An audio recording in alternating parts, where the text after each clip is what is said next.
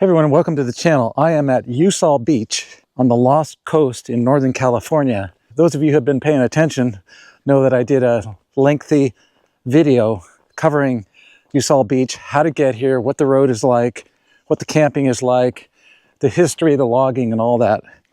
But one thing I didn't do is go to the Shady Dell area, which includes the Candelabra Forest. And that's what we're going to do today. Now, what is a candelabra tree? These are redwood trees, and of course, normally redwood trees grow very tall with a single trunk. But in this one area, for whatever reason, the environmental conditions cause the trees to grow side branches. They kind of swoop, and then eventually they grow up. And it creates a candelabra type situation, and that's what we're going to explore today. So why do they do that? Well, it is said that it has to do with the wind, the slope, the salty air, etc. And that's the cause of it. This is the trail that goes to the Candelabra Forest, and it's part of the Peter Douglas Coastal Trail. And we're going to explore that as well. You can bring your dog. It's for hiking. No bikes, no campfires, no camping, no trashing. So let's go check it out.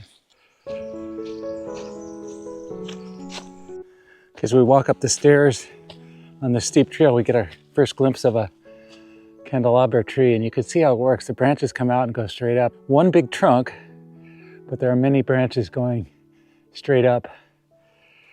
And we'll continue up the trail here. It's a very pretty trail. Again, it's quite steep in here, but the trail is pretty nice. The Peter Douglas Trail. And there you see another candelabra tree. That's the one we just looked at there. And coming through the bushes here, of course, here's some more. There's another one right in front of us. As we look up the trail, many more in here. One thing to keep in mind is these are very old trees that were never harvested. And the reason for that is obviously these style of trees don't make good lumber because they're just smaller and curved branches. And it just makes them not desirable for harvesting, which has left us this beautiful candelabra forest.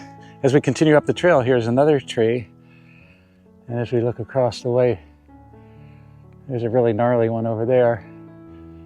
And here's a slightly less gnarly one right in front of us. So let's keep going up the trail and we'll see some more trees. There's some straight ones over there, not far away.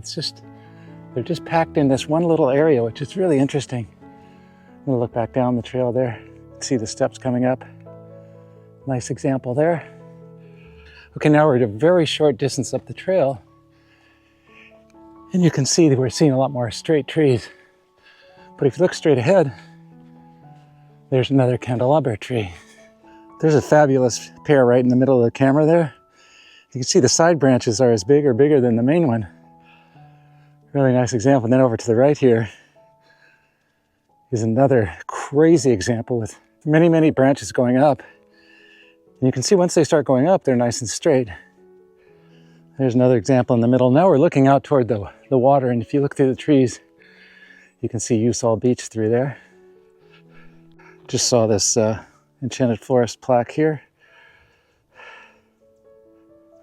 All right, here's a fabulous example. You can see how huge that trunk is and how many branches it has coming up. Just incredible. Fabulous tree. This is one of the big ones.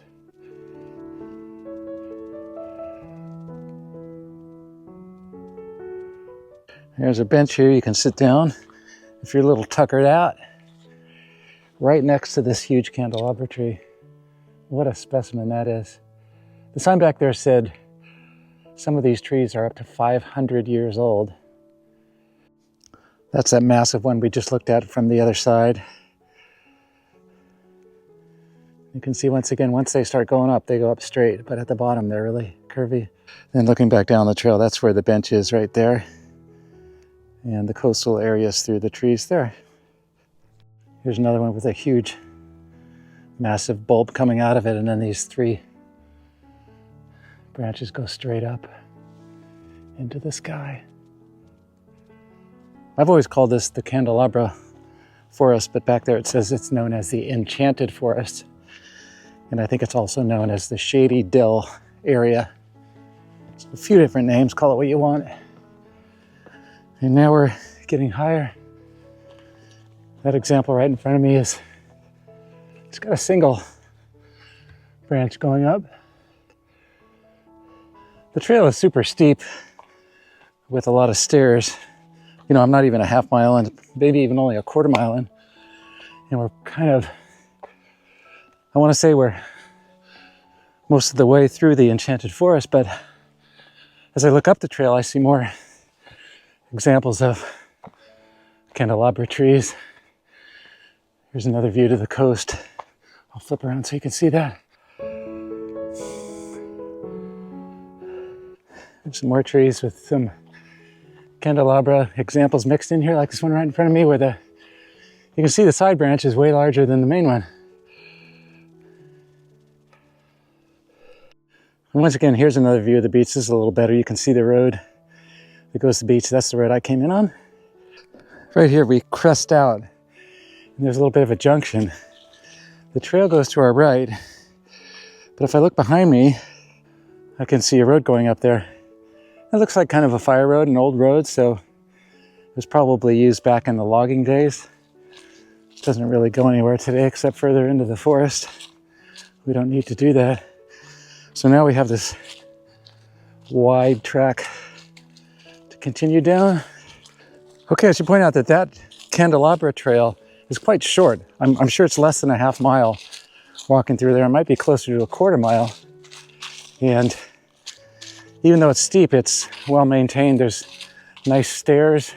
Get some great views of the candelabra trees. This is the trail going this way, but if I look back this way, there's something called the Ridgeline Trail, open from dawn to dusk, which is kind of ridiculous, but 3.8 miles. Okay, so I just consulted my map, and the Ridgeline Trail is not part of the Peter Douglas Trail. And I think we're going to pass on that for now. And the way I understand it is, if I continue down this trail, this is still part of the Peter Douglas Trail.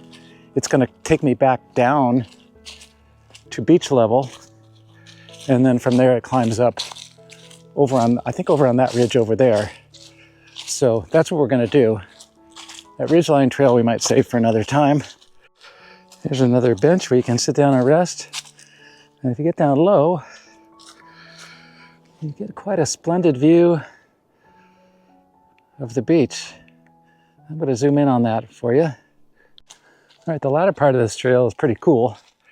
We just kind of cruise through the forest, and the grade is really gentle. We are going down, so I think we're going to work our way back down to the road at beach level, and then I think it climbs up again on the other side. And I'm hoping to get some great beach views over there, but we'll check it out and see what happens. Here you can see a part of the trail that's quite wide. And because the grade is really gentle, that's why I think this was originally like some sort of logging road. And the logging goes way, way back to the late 1800s. So their vehicles were a little bit less capable of handling super steep and crazy slopes. So this road here makes sense, but it's in really nice shape right here. Now some of you might be wondering what kind of wildlife we might expect to see along here. And there are the usual, I think there are foxes and deer, maybe elk. I haven't seen anything yet. There are black bears up here. I've had a lot of experience running into black bears and I've never had a problem. The one critter that does worry me are wildcats, and they do have those up here. Some of the rangers will tell you in wildcat country not to hike alone, which is exactly what I'm doing, but I just kind of feel like I'm willing to take my chances. But I think the point I'm trying to make is if you get creeped out about remote and lonely areas, then you might want to consider hiking with a friend. Usually wildcats are a little bit leery of attacking more than one human at a time, so safety in numbers, as they say. But this is a really peaceful, beautiful trail, and I'm camping over on the beach. There were some people camping there last night, but they left this morning, so I'm actually the only one camping at USAL on this weekday in late September. And if you look at my other video, you'll see that the weekends can be kind of raucous here a lot of off-road riding and fireworks and noise and partying. Groups come up here. But I've never experienced that because I've always avoided this area on weekends. But anyway, I'll put a link to that other video down below, and I'll also put it as an option on the end screen. So if you want to watch till the end of this one, you can just click on the end screen. I'll make sure that that is available to you. There's a place where a tree kind of fell down, but still no problem getting through here.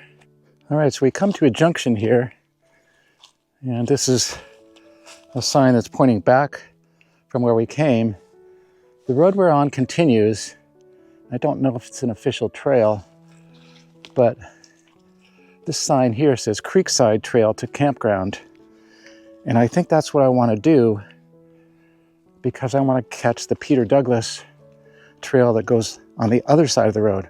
As I said, it goes back down to campground level, and then it continues up toward the coast. And again, I'm hoping that when we get on that other part of the Peter Douglas Trail, we're going to have some great views of the beach from above looking down.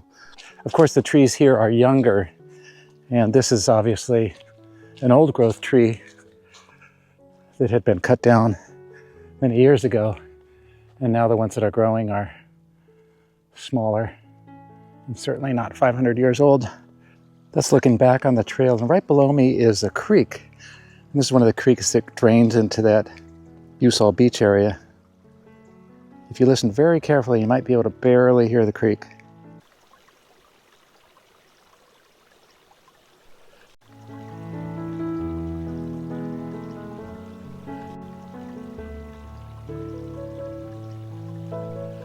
There's what looks like an old growth tree, but it's kind of gnarly. So I suspect they didn't want to harvest it because of that. You can see it's just not very smooth up there. Okay, here's a sign that kind of tells us where we are. And I think this is referring to going back up from here to the junction, which is a half mile away. And then we are heading down this way. And I think that means that it does mean that we're at the road because I can see it right through the trees there. That is the road that travels through the campground. So we are at the end of this trail. And I should point out that I have gone a total of 2 miles, and that's all the way from my campground, which is probably a half mile further. So that whole Peter Douglas loop is probably less than 1.5 miles. So it's a pretty easy hike. All right, I hope this is not too confusing. I'm on the road now, and I'm trying to connect with the other part of the Peter Douglas Trail, which I thought was just across the road from where I came out down there, but it's not. So what I think is when I turned right at that junction on Creekside, I maybe should have gone straight there. Not sure. But when I get up to the junction, I'm going to have a look, and I might backtrack just so I know the lay of the land and how to do the Peter Douglas Trail without having to walk on this road here.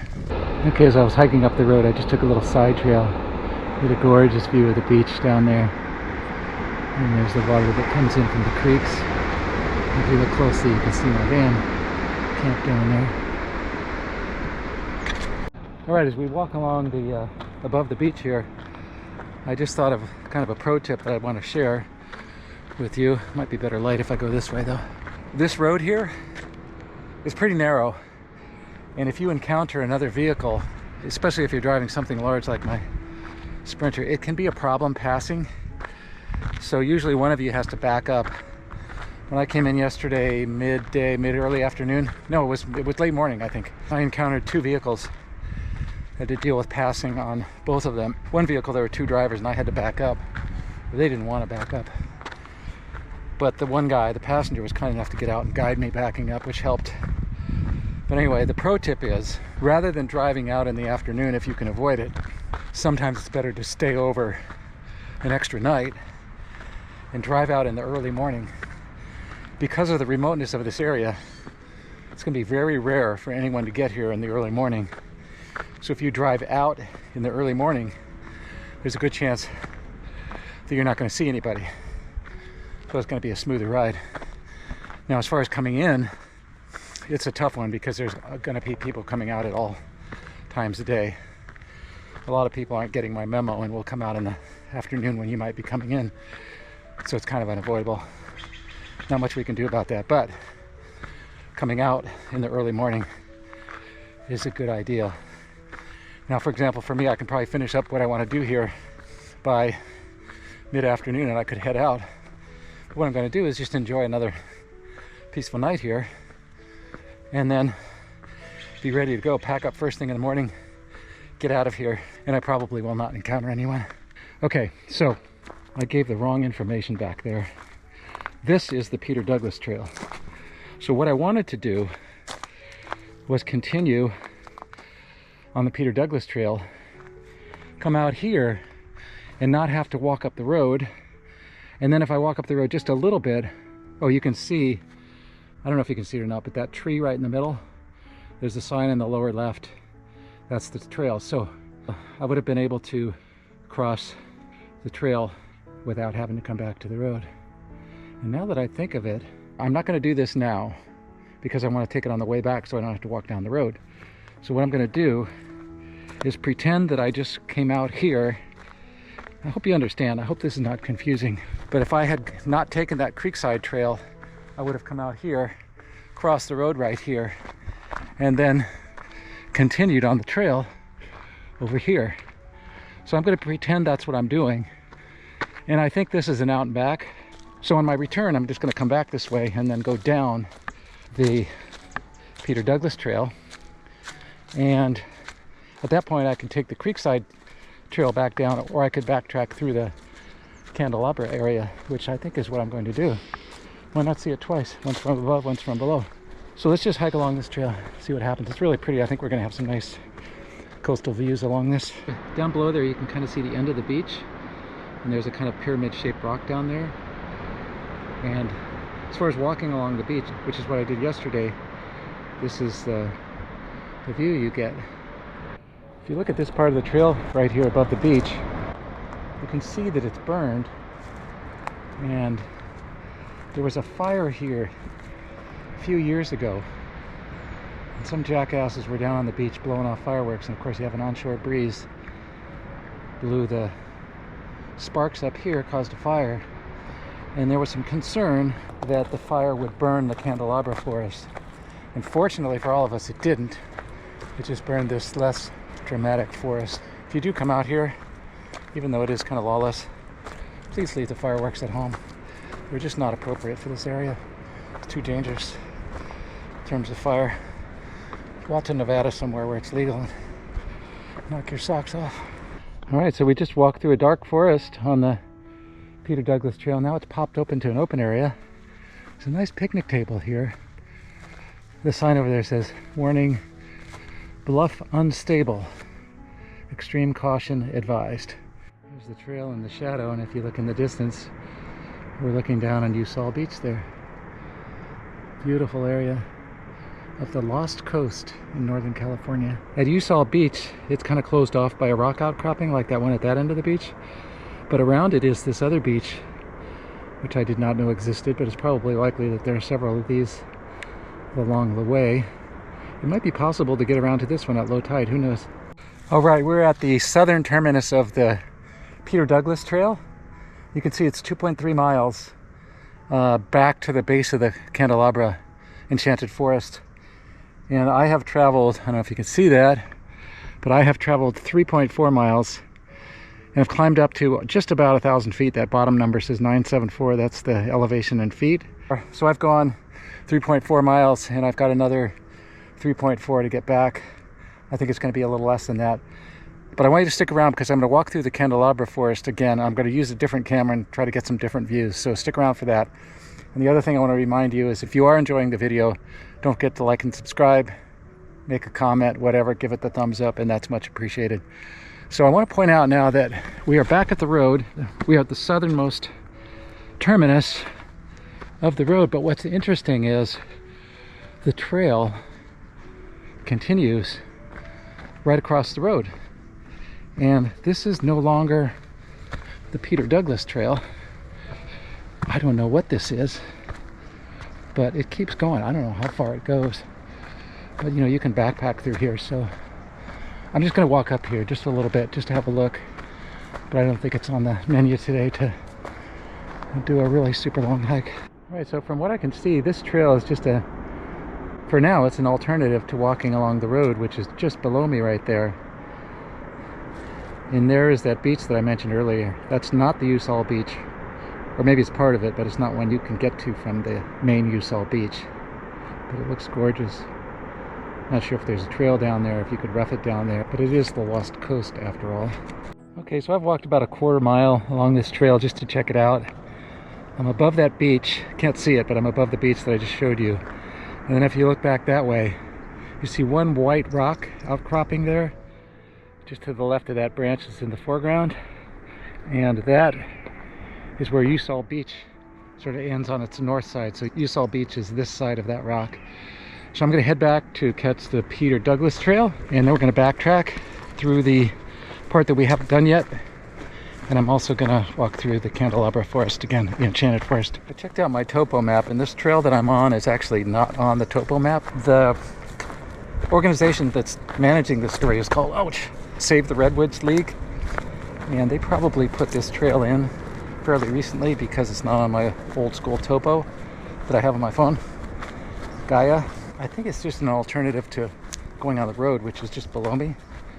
But if you're a hiker and you're coming through here, it's probably a little bit nicer walking along this versus walking on the road and dealing with the cars and stuff. And it's not as well maintained as the Peter Douglas Trail, that's for sure. Okay, so here we are back to where we crossed the road and get on the official Peter Douglas Trail. So I am going to turn the camera off, and I'm not going to show you any more of this because we've already seen it. And then once we get back to the part where I haven't done yet, I'll flip the camera on and show you some of that. Well, I lied about not taking any more footage as we get back. This is USAL here, and I just wanted to point out, you see all those brownish lighter areas? That to me looks like it's probably undertow, which of course could be very dangerous. So just keep that in mind if you come down here and use the beach, because obviously the current is stirring up the bottom, the sand and whatever, and causing those clouds of brown. So be careful if you go in the water at USAL Beach. Okay, well here we are back at the road where we crossed, and over there you can see the sign for the next portion of the Peter Douglas Trail, which we're going to do, and this is the portion that we haven't done yet. You'll recall that we walked up the road. I think it was about a little less than a mile, 0.8 mile, and it was a pretty steep climb up the road, and we're going to get back via Peter Douglas Coastal Trail. So this is the new part for us. We're going to hike down to the Creekside Trail Junction. Because we hiked along the trail here, this forest is managed by the Save The Redwoods League. I think they're a non-profit, and they're obviously operating on a budget, doing all they can. So if you're looking for a place to make a charitable donation, that would definitely be much appreciated. Don't quote me on this, but they may also do nature walks and such where you could participate in one of their programs and then make a donation following that. So something to keep in mind as we walk along this absolutely stunning, gorgeous trail. Okay, here's a little junction where it looks like we're coming out to an old road. It looks like maybe that's the old road that goes up that way, which is no longer used and overgrown. But this is the part that they've kept open as part of the Peter Douglas Trail.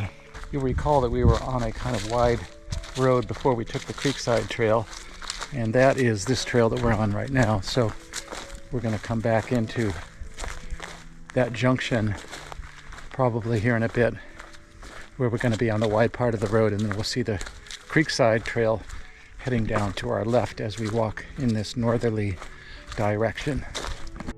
Just want to point out that that previous sign was was the file before that mention of the wide road.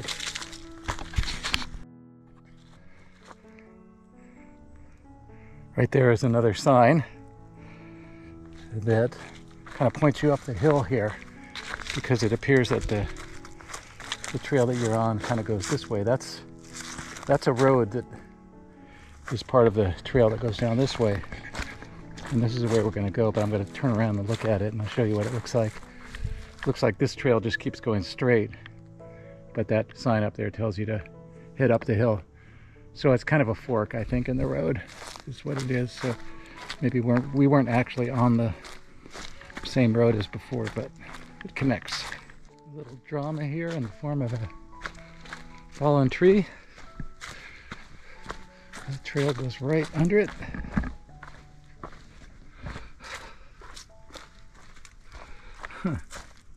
Cut out log here. Step over. Some bridges to walk over. If you look on the left there, that's another old growth large tree that was probably cut down back in the day. There's another one in the distance there, a big stump sticking out. Looks like that one was sawed off as well.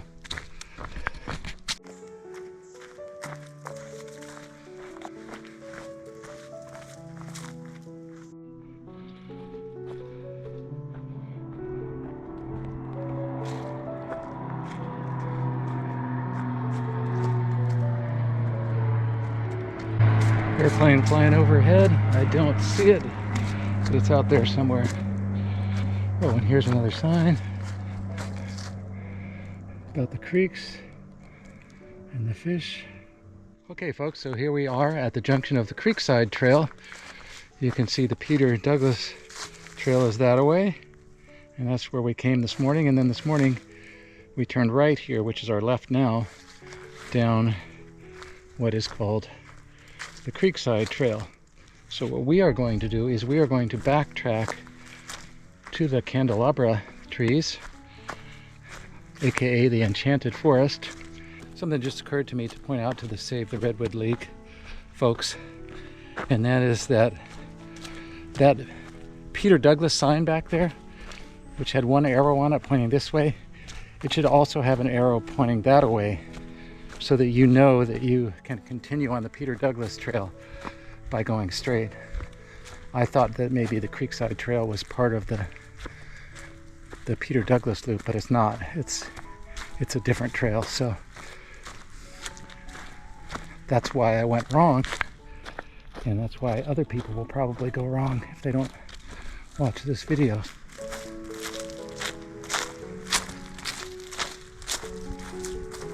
Alright, so we're back to the Ridgeline Trail here. That's the one we haven't done. The Candelabra Trail should be right up here somewhere. Okay, so here we are. Back at, I'm calling it the Candelabra Trail, but it's actually part of the Peter Douglas Trail. So I'm going to switch cameras now. I'm probably not going to blather. I'm going to try not to. Good luck with that. But I'm just probably going to play some music and show you a totally different perspective of the trees as we go down through there. So let's check it out.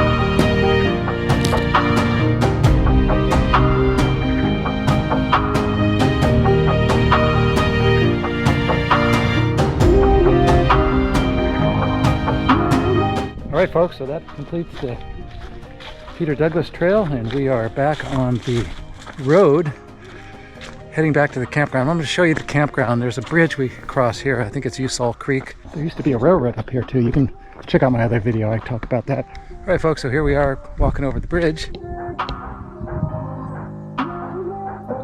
This creek right here, it's pretty dry right now because it's late September, but the salmon do spawn in here, and I think you can see that if you come the right time of year. And don't forget to stick around because I'm going to show you the campground where I'm at here at the end.